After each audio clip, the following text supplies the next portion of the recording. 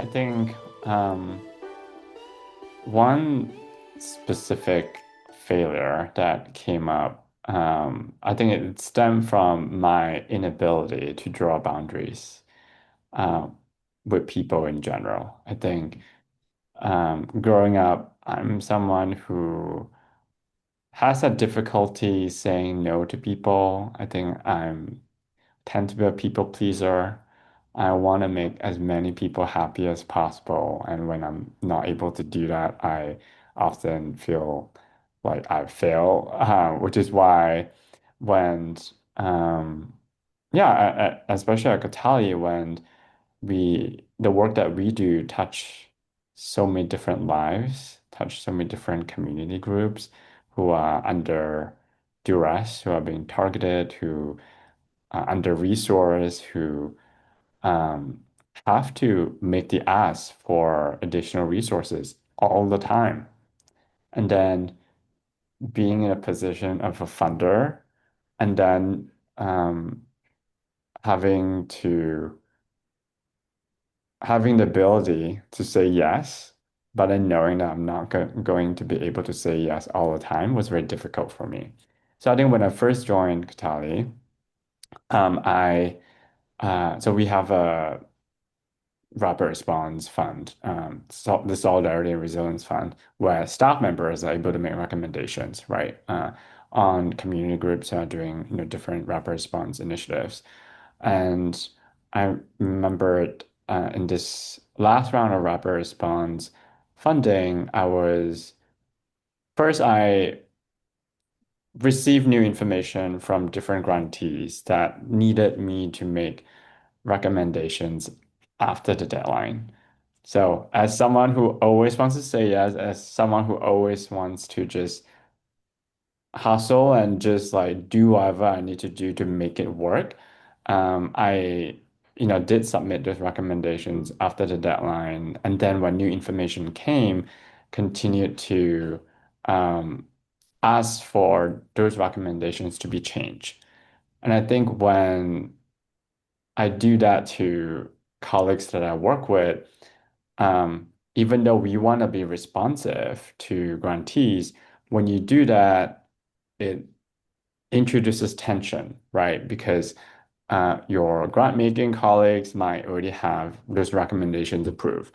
And then now you're like coming to them and say, actually, can we like increase this amount or can we like change this recommendation? Can we make all of these last minute adjustments that then create additional workflows and people have to like move differently and people have to then um, yeah, do things that are outside of what they have been doing.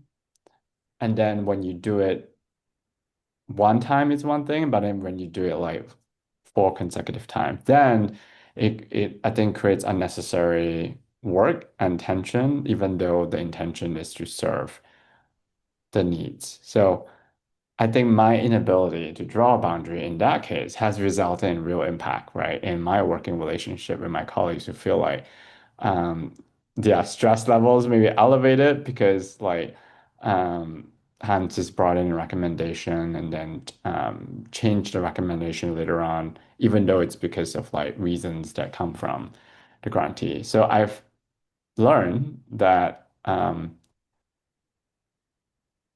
yes, I want to be responsive, but at the same time, I cannot expect people who do this work to constantly have to,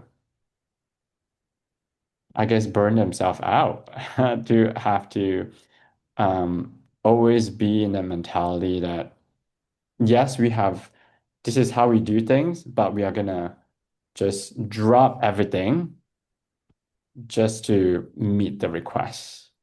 And I think that has been one of the more major failures that, I have learned about myself that I now is a little more intentional about like there will always be incoming requests, right? Unfortunately, we live in a world where there's always things happening. There will always be a need for more resources, but it is my job to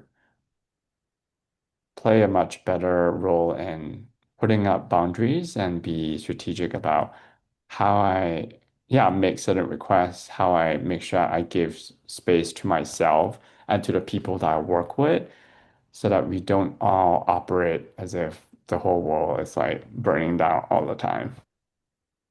I feel like in philanthropy, we acknowledge that we are in positions of power and we have privilege and we have resources.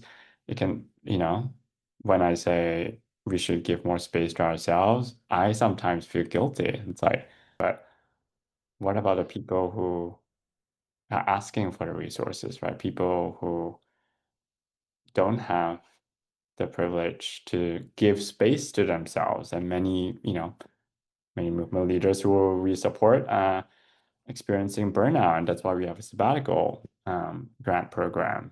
Um, so I do struggle with that. I think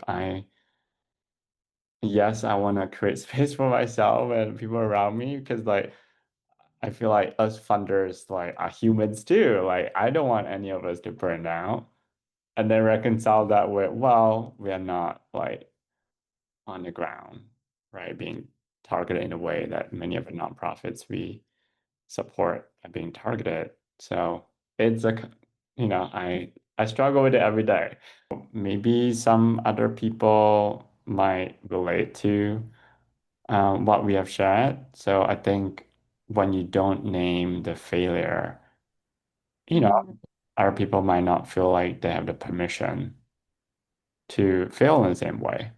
Um, so hopefully, I think by sharing these failures openly, that people understand that this is, all of us have flaws, we all have feelings, and um, get,